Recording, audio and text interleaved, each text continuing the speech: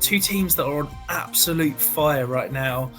The high-flying Denver Broncos, boasting the league's longest winning streak, playing CJ Stroud and the Houston Texans.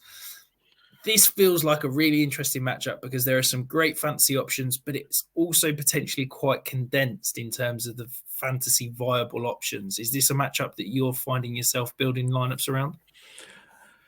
It's tricky because in DFS, CJ Stroud and his wide receivers now got incredibly expensive. You're looking at 8,100 for Stroud, 7,400 for Dell, and then you're talking 6,800 for Nico Collins. So there are no bargain chips here anymore. Dalton Schultz at 5K is kind of okay, but he's not been practicing. So it's tricky. I think I'm possibly slightly more interested in Russell Wilson stacks this week, going Russell Wilson and Cortland Sutton. Cortland Sutton, he failed to keep his touchdown streak alive last week against the Browns. He did 6 consecutive games with a touchdown. He's had a touchdown in all but 3 games this year. But we kind of expected that because the Browns are so good against the pass. But what he still did, I think he still had like 3 catches for about 80 yards, at least 60 yards on the day. So he did fine. And I think this is the kind of spot where he can bounce back. The Texans' pass defense ranks 26th in DVOA. They've allowed the 19th most fantasy points to wide receivers, and it's been one of those where in recent weeks things have kind of picked up. We've seen the last 4 quarterbacks who've faced the Texans have all scored 19 points or more as teams are having success against them.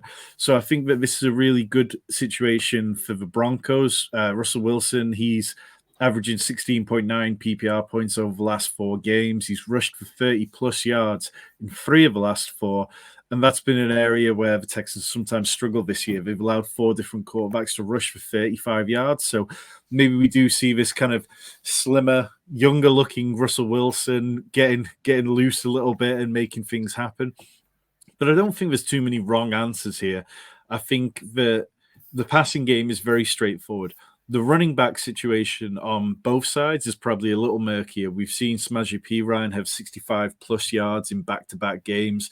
Javonte Williams, it felt like everything was building right for him, but it just hasn't quite materialized into those kind of game-winning weeks, like the volume sometimes there, but it's not quite turning into huge performances. And then does Devin Singletary continue to keep this game away from Pierce? I personally think that he will. I'm not sure I can play either in DFS, though, because we really need someone to separate, and there's so much value on the slate this week. Do you have any concerns around Russell Wilson's crazy high touchdown rate? He's got the highest touchdown rate of any quarterback in the league that's attempted. I think it's 150 pass attempts. I think it's 6.3%. Do you have any concerns that could regress and we start to see perhaps some more rushing touchdowns, perhaps just this offense not score as many touchdowns as they have so far this year? Well, the thing with Russell Wilson is that, since week 5, he's played the Jets, the Chiefs, who have a very good defense. He's played them twice. He's played Buffalo, who aren't a particularly good defense, but, some nights they play above what they've got in the quality. And then he's played the Browns. So I think he's had to be efficient. And some of those plays have come when he's been not quite the old let Russ cook sort of thing, but he's been really having to make things happen. So there has been a flukiness to it. I mean, the Cortland Sutton touchdown a couple of weeks back was one of the greatest catches that we've seen all season. But sometimes it's better to be lucky than out of luck, isn't it? Like this, you'd much rather a player was getting there than not. And there'll be games where that does come back to haunt him. But against Texans defense, the 7th worst in pass defense DVOA, I don't think it's going to be this week. Yeah, and I would say he did have a crazy low touchdown rate last year. So I guess you could argue that this year is regression for last year being low. So yeah, however you want to spin the regression wheel, I'm sure you can get it to point in your favor.